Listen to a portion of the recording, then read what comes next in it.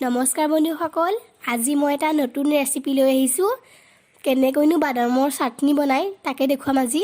খুব সহজ হয়, খাবলৈও খুব টেষ্টি হয়। গতিকে আহকচোন ভিডিঅ'টো আৰম্ভ কৰোঁ। বাদামৰ চাটনি বনাবলৈ প্ৰথমতে আমাক লাগিব বাদাম। মই ৰঙা বাদামটো লৈছোঁ। তাৰ পাছতে লাগিব 2টা কেঁচা জলকীয়া, 3 ফুটা নহৰু, তাৰ পাছতে সোৱাদ অনুসৰি নিমখ, তাৰ পাছতে আদা আৰু নেমু। এতিয়া মই এইখিনি ভালদৰে মিক্সিত দিম। মই প্ৰথমতে জলকীয়াখিনি সৰু সৰু কৰি ল'ম আৰু আদাটো সৰুকৈ কাটি ল'ম, তেতিয়া মিক্সিত দিওঁতে সহজ হয়। আৰু নেমুটো অপশ্যনেল হয়, নিদিবও পাৰে দিবও পাৰে।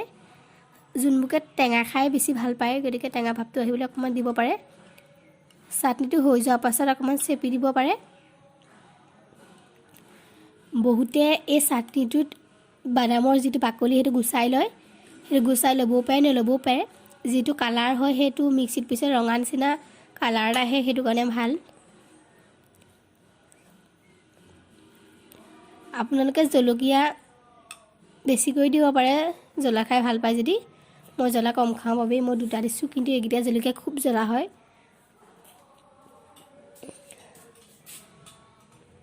এই চাটনিটো আপোনালোকে এবাৰ ট্ৰাই কৰি দিবচোন, আৰু কোনোবাই যদি খাইছে যদি প্লিজ কমেণ্ট কৰি জনাব।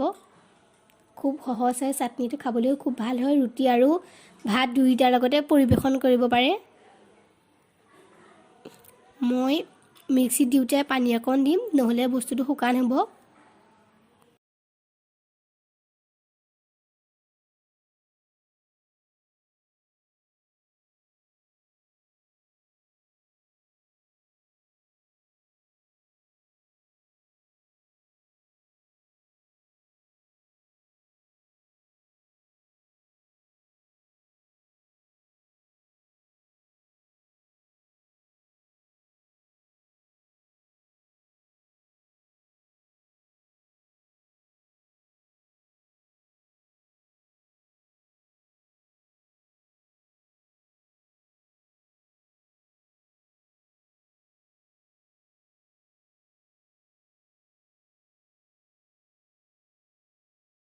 এয়া পিচি হৈ গ'ল, দেখিছে।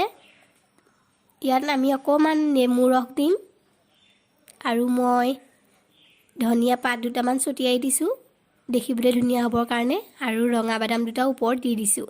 গতিকে আজি ভিডিঅ'টো চাই আপোনালোকৰ বাৰু কেনেকুৱা লাগিলে? আপোনালোকেও ঘৰত এনেদৰে খাব বুলি আশা কৰিলোঁ। খাবলৈ খুব টেষ্টি হয়। আৰু যদি ভিডিঅ'টো ভাল লাগে তেনে লাইক এটা কৰিব, শ্বেয়াৰ কৰিব, আৰু চেনেলটো ছাবস্ক্ৰাইব কৰিবলৈ নাপাহৰিব, আৰু বেল আইকনটো প্ৰেছ কৰি দিব। ধন্যবাদ।